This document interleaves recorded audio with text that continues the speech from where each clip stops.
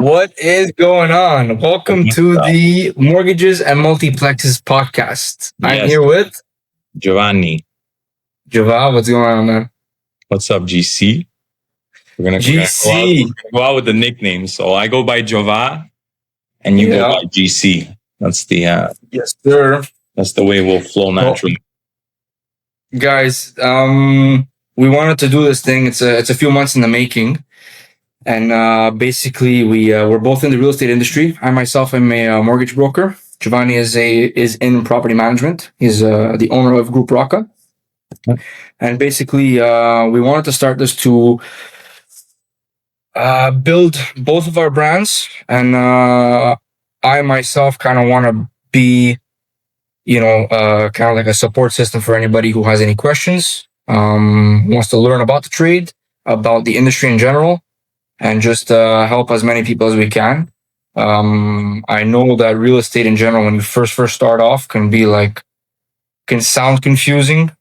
But once it's broken down and your entourage is like really knowledgeable people, it's you make your way. Yeah, well, it becomes a lot simpler. That's for sure. Exactly. I think for me, that's how I started. I mean, you surround yourself with people that are more knowledgeable than you, and then you just ask the right questions. You try to learn on your own. You try to learn out on the field. It's a fun game. Where did you start off? How did you get into this? I started off, let's say, when I was in college. I would say summer jobs, doing renovations, friends, family members. I just learned more on the manual side of things. So helping paint, helping demolish, helping put together just different projects. The dirty work. Yeah, the dirty work. Always multi-residential. So mostly like block apartments, 5-plexes, 6-plexes, 20-plexes. And then one thing led to the other. I started dealing with the tenant side of things, kind of like helping people out while they were on vacation. Hey, can you do this? Hey, can you do that? Can you go collect the rents? Can you do me this favor? And then one thing led to another. And then I started working for some older guys that were actually very knowledgeable, and they got to learn from older people. Mm-hmm. And one thing led to another. I worked with them and invested with them as well. Learned a lot with that. And invested in buildings and properties? In properties, yeah. And then here we are, I'd say about 6-7 years later. Now it's about 2 years that I started my company. And nice. I'm no expert by any means, but we're definitely it's all about the journey. Yeah, it's all about the journey. It's all about the journey.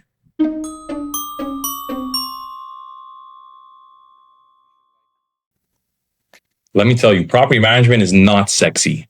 That's the cliche, Property management is not sexy. Why is it not sexy? So what do you do as a property manager? I know you collect rents, but your day to day as an owner of the company. Day to day is hard to say. I mean, every day is different. I mean, it's more. How would I explain it? I'd say it's more the time of year. Like, for example, right now we're in the middle of rental season. So, for example, in Quebec, a lot of people are moving on the 1st of July. So, meaning there's a lot of apartments that are emptying.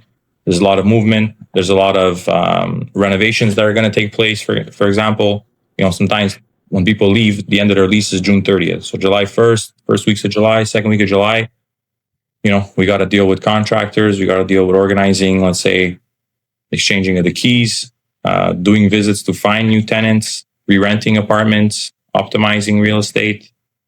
Now is the season. So I'd say it's busy in terms of occupancy, leasing on that side. And there's different times of year. Like, for example, the beginning of the year, January, February, March, it's more the renewals. So handing out the documents, finding out who's staying, who's leaving, negotiating. That's it kind of... It really depends on where you were at in the season. Exactly. Yeah, it kind of does. And then you're always on call in a sense. So you're always on standby. There can be something that breaks. There could be a problem between tenants. There could be anything. I mean, maintenance related. So it's tough to say. The day to day is there's no answer. There's no answer to the day to day.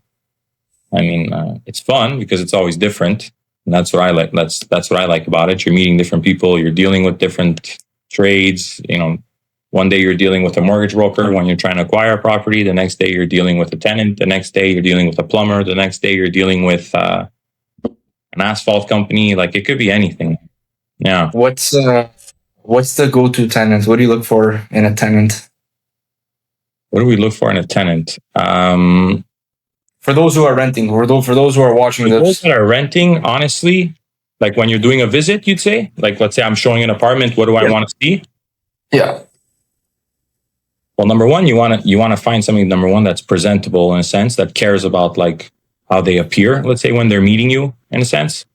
Not like that the they person. are dressed in a suit and tie, but like, if somebody's Yeah, walking they in, can be a schlep. yeah, like a quote unquote schlep. You want somebody to come in and ask the right questions. That's what I say is like number one. So like somebody that's going to ask about the other people in the building. Somebody that's going to ask like what's nearby, what's the closest park, what's the closest pharmacy, like what's the closest, like somebody that you can tell cares about where they're going to live. Because they're kind of just serious. impression that they're going to care about the space that they're in, So I personally, I always like that. Like sometimes they'll say like, they ask too many questions. But for me, it's kind of a green flag, When somebody just walks in the apartment, like peeks in every room and is like, okay, how do I apply? It's like, I don't know. It kind of sketches turns me you off. off. Yeah, it turns me off. That makes sense. Yeah.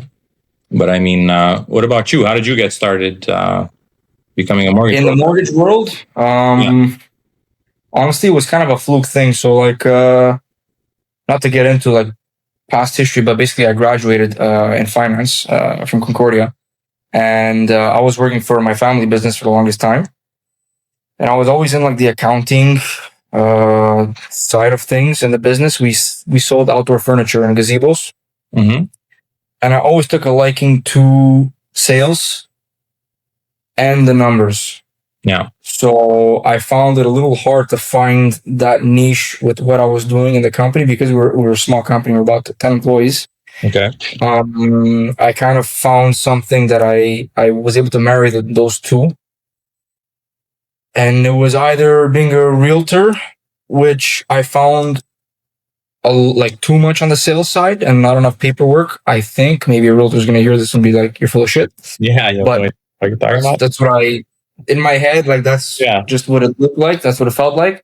Yeah. So being in mortgages, I was like, okay, I'm doing the office thing, crunching numbers, and I'm meeting people and doing the sales thing. So it's like a perfect marriage. It's true. And I'm loving it ever since I started. It's been going super, super well. Yeah. And that's it. So, You said you're with Multiplexes? Multiplexes, Équipe Expert. Shout out to Claudio Nierke, the team leader. Okay. Legend. Yeah. He's a star. Our team is honestly fantastic. I'm really not just saying that. We have like, between the whole gang, I want to say 30 years of experience and hundreds of millions of mortgage volume. So, you name it. If it's not me who's run a file, somebody else has done this file. There's ways that we can get help, and the support around like all of the brokers is awesome. Honestly, that's a good thing. It's amazing. It's amazing also for me to be learning from them. I ask them 1,000,001 questions every day. Yeah, I'm sure I'm a pain in the ass, but I feel like that's important in this industry, man, because like you run into a lot of scenarios where you don't really know what's and you shouldn't make mistakes. Like you're dealing with people's lives, people's money. So like if you make a mistake, it's not only it's a bad look on you, but like you're hurting the client in a way. So that's not chill. Responsibility. But you see, like one thing I would think that a lot of people ask themselves is like, for example, what's the difference between you at Multiplexes and the mortgage specialist that works at TD? The biggest difference is the amount of products that we have.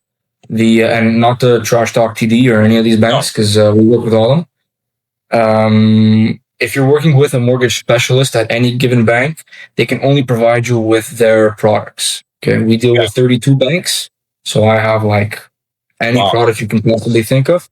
We have it. And it's not just like people think.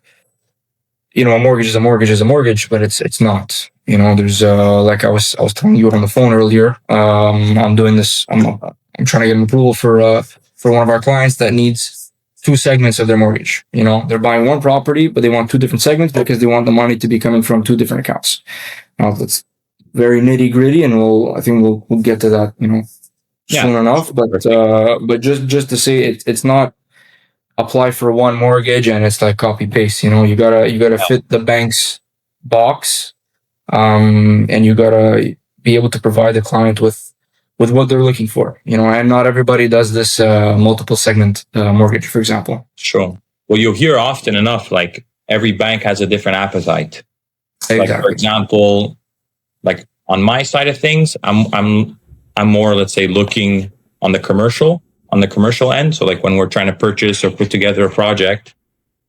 Hold on. What's commercial? Just to explain a little bit. A commercial mortgage? Commercial property. When you say commercial, what do you mean? Well, I think most banks classify it as 5 units and plus, right?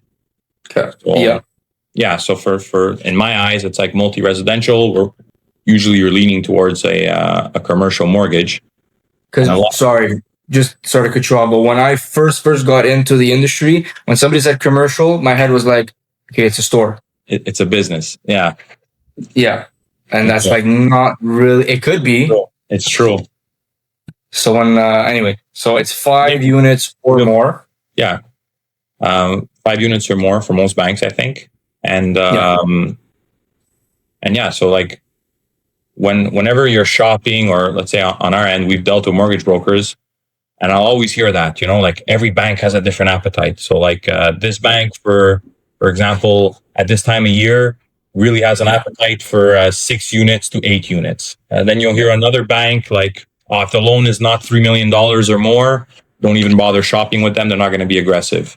Anyway, it's just an example, but that's the benefit of, in my opinion, having a mortgage broker, whether it's commercial or it's personal. Like at least you're able to shop different options, and you're able to kind of work with, different banks. A lot of people, they think, oh, well, I have my TFSA and I have my RSP, or I have my checking account with TD for 20 years. And it's like, I'm sure they can offer me the best product, but I don't know if that's true. Yeah, it's not always the case. It's not always the case, right? I'm sure you see it on a regular basis. Of course, especially when you're dealing with like commercial. Oftentimes you're with different investors. Yeah. You're not just like one person, like you could be, but oftentimes you're not just with one person, you're with a group of people. Yeah. And not, these investors, chances are they all do business with different banks for their personal stuff. So the marriage in that sense to one given bank doesn't really exist for the most part. But the main benefit, to your point, is basically we deal with 32 banks, and we have access to all the mortgage products. And there's definitely a solution that can be found for any given file, unless it's really you shouldn't be investing, or you shouldn't be, if you have like no job, if you have a lot of debt, because we also deal with B lenders. An A lender is the traditional banks like TD, National, BMO, Desjardins, all those banks, CIBC, Scotia. Then you got the B lenders that we deal with, which is Home Trust, Haven Tree, Equitable Bank, Equitable, Reverse. And basically these banks have a higher threshold of debt ratios. So if you're making a certain amount of income and your debt is like pretty high, it's too high for an A lender to accept, we'll bring you to the B and you still get qualified. You still get approved at the B. But don't get qualified at the B. But the B, if I'm not mistaken, the rate is going to be a little bit higher, or how does that work? A little higher, yeah. So right now, if the mortgage rate is at like 4%, to give you an example, in the A, in the B, you're looking at like 4.9 to 5, which isn't crazy, okay? But there are fees and there are like other underlying things in the B. But if you're in a jam, it's definitely a very, very good option. And it's supposed to be a short-term option. So you're supposed to be in and out of a B bank maximum 5 years. Really? Yeah. Yeah, because the banks they don't want you to stay there. It's a higher interest rate. It costs more money to be there. So it's like, they want you to get the client on their feet again and in and out of that bank. If they don't fit in the B, you can always go with a private lender. Okay, a private company that's going to front you the money, that's going to put up the money. Everything is, legal and notarized and all that stuff, but that's kind of the last resort. And it's pretty interesting because the more and more I'm in the industry, the more and more I'm seeing like big time investors go with a lot of money, a lot of capital, and very good ratios go directly to private because they don't want to wait the 3 to 6 months to get financing in the A. So they're going to bite the bullet, pay the 15% interest, and then refinance in 6 months to a year, with a traditional bank. If like from an outsider's perspective, hearing that, it's like, what? Why? Why would you do that? Or like, for example. Okay. Yeah, whatever. I'm sure you can clip some stuff out of that, no? Yeah. So going back to the private, what were you saying? How much for cash? How much for cash? I don't know. What were we saying? No, that it's interesting that like more and more you see investors just like, okay, forget the A, forget the B, we're going directly to private. Yeah. Because the deal is hot, like especially in today's day. Yeah. Let's say from an investor's perspective, let's say on multi-residential, it's not a foreign concept to go and take private funds and close quicker. You're able to, it's going to cost you less out of pocket a lot of times because let's say a conventional mortgage is going to require you to put 40-50% down. Maybe with a private lender, you're able to walk away with, I don't know, putting 15-20% down, floating an interest only loan, and then turning around and refinancing the property. But those are things that we're going to get into, I guess, in other podcasts down the line where we get a little bit more into detail, or maybe we'll come up with different scenarios that are more specific. Yeah. But I'm really curious to see, number one, if anybody watches this. That's going to be that's going to be interesting. Number two, I feel like there's going to be a lot of questions that are going to surprise us in a sense, like I hope so. When you're in the world of real estate, or let's say you're around it day to day, there's a lot of things that are like normal to us, or like a lot of terms or a lot of situations where it's like, oh yeah, there's a solution for that, Yeah. But when you're not in it every day, it's like overwhelming, or even it's what's the term? It's like it's scary in a sense. Because most of the times when you're investing, either you're buying your first home or you're investing in a property, chances are you're using like, if not 99%, at least 75% of your net worth. Yeah. Go and make this move, to either put yourself in a better, situation financially in 5 years, 10 years, or to be able to at least check off something on your list. I want to own my own home. I want to own a condo. I want to buy a rental property with my friends, my cousins, my business partners, whatever the case is. I want to diversify my portfolio. A lot of times people think like it's impossible, or like, how do you do it? Or how did they do it? Or, oh, they must have got help from their parents, or they must have this, or they must have that. And it's like, no, it's not that it's simple, but there's ways. There's ways to do it. There's ways to figure it out. And the more questions, especially in a business standpoint, you got to be willing to jump in with both feet and take the risk and see what's up. Yeah, of course, you got to be willing to have your account go to zero. Number one. Yeah, that's the thing. And I don't take it for granted that it's not everybody that can put themselves at zero. That's for sure. Yeah. So, I mean, you got to be aware of that and thankful of that and mindful of that. Yeah. But I mean, it's possible. It's possible to do. And honestly, the younger you start, I think the better it is. So, I mean, I always preach the number one, like I've said it to you, I've said it to friends, I've said it to strangers. It's like, when it comes to real estate or getting into real estate, I much rather own 10% of 10 buildings than 100% of one. I'll say that a million times.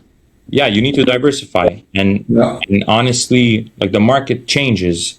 There's a lot of factors that go into it where, like, for me, it's just like you got to get your foot in the door if this is what you want to do, you got to do it, and you got to do it as soon as possible, because that's the only way to get the ball rolling. It's the only way you're going to build equity. It's the only way you're going to come into a refinance quicker. It's the only way that, you know, an optimization of a property can happen. Tenants leave, turnover. Like, these are all things that it won't happen if you're just looking at it from the outside, you know, like, Yeah. you got to make the jump. And it's scary at first, but then eventually you surround yourself with the right people, you ask the right questions, and, you know, next thing you know, you're in the game. Well said. Yeah, that's what I would say. So yeah, going back to it, I'm really curious to see what kind of questions we're going to get, if we're going to get any. And like, I want to be as helpful as possible. That's number one. I mean, I know even for you, like, I'm sure there's a lot of people that think like, oh, I probably can't qualify for this, or I probably can't, that's not in my budget, or like, you know, like, there's a lot of that stuff where it's like, you never know if you don't ask, number one. If you don't get informed, it's like, what are you going to do? Or like, even for me, a lot of times people will tell me like, for example, I have friends like now, let's say we're close to 30 years old. Like, a lot of our friends are, you know, starting to move out, get married, who wants to buy their first home, condo, who's considering renting. It's like, go look at your options. And it's funny to say, and I'm not saying this just because you're here, but it's like, oh, should I go find a real estate agent? It's like, no, I think you should go see a mortgage broker first, so that you know what you can tell your agent you qualify for. Like, the number one step should be the finances. Yeah. That's the number one thing. It's like, if you don't nail what your financial situation is, how are you going to make your next move? Right? Yeah. Is that the way? There's that misconception, because a lot of times you get the offer, the accepted offer, and then get your financing. Yeah. But we should be at the beginning and in the middle, or at the beginning and the end of the transaction. Yeah. I could, for me, that's how it works. For me, it's like, go see the mortgage broker. Yeah. Work backwards, know what you can afford, or know, like, for example, if you know you can afford X, and for you it's like, no, I don't want to be in that range. Okay, well, what do you need to do over the next 12, 24 months to be able to be in that range? Yeah, exactly. You know, it's like, work backwards and take it from there. For sure. The phone call always starts with like the intro phone call from any client is that we're looking for is like, okay, let's plan out a strategy. Mm-hmm. And if we can't attack the strategy right now, like you said, let's get to it in 6 months, 12 months, revisit, and then, you know, when the time is right, pull the trigger. But I'm sure, like, for example, even if, let's say, couples are buying, or like somebody's purchasing, and for example, I don't know, they were in school, they were using a line of credit, or they have a bit of debt on their credit card. It's like, you don't know what your situation is. You know, it could be that you started a job and then all of a sudden, you know, the bank is going to say, listen, we want to see you at a job for 2 years, steady income, or whatever the criteria is that they ask for. You know better than me. So it's like, it kind of lines you up, and it kind of makes you more disciplined to your goal, because you have that direction to say, okay, I need to look like an all-star to the bank, or I need to look like, or present these numbers, or I need to get rid of this debt, or you know what I'm saying? Yeah, of course. And you're not able to do that if you don't go see a mortgage broker. At least that's the way I see it. Yeah, I mean, it's like I said, to plan out is the best thing, even for the realtor. Like, I just put out a post a few days ago, like, speak to your broker, get pre-qualified, so that you can bring a plan to your broker, so that he or she knows what to present to you, not to waste anybody's time. Definitely. And that once you put in an offer, you're confident in that offer, you know? Yeah, I feel like that's important. Yeah. All right, man. So, do we wrap it up for Epi 1? I think so. I think there's a few things you wanted to edit out, so I'm not sure. Yeah, we didn't drop enough F-bombs, in my opinion. You don't think? No. I think we needed to say some more... some more... Yeah, throw in... Are you talking on record or off record right now? I'm always on record. I'm ready to go. I'm ready to go. We can press pause and just redo this whole thing. No, I don't know. We'll take a look at it. We'll see if it's worth showing the people. I'm gonna stop it. All right. Wait, do we need to say bye? No, we need to go smoke a cigarette. All right, guys. We're gonna be editing and smoking cigarettes. we will be back hopefully soon. Yeah. Guys, let us know what questions you have, please. Yeah. Fire away. Get as engaged as possible. DM us, text us, call us, whatever it is, comment. We are here for that exact reason. So yeah. Yeah. I think this is good. Yeah. All right, guys. Peace. Ciao.